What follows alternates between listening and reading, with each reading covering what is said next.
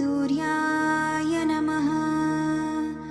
आदिदेव नमस्तुभ्यं प्रसीद मम भास्कर। दिवाकर नमस्तुभ्यं प्रभाकर नमोऽस्तुते। सप्ताश्वरथमारूढं प्रचण्डं कश्यपात्मजं श्वेतपद्मधरं देवं तं सूर्यं प्रणमाम्यहं।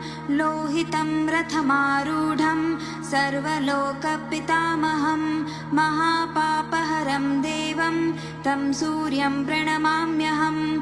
त्रैगुण्यं च महाशूरं ब्रह्मविष्णुमहेश्वरं महापापहरं देवं तं सूर्यं प्रणमाम्यहं।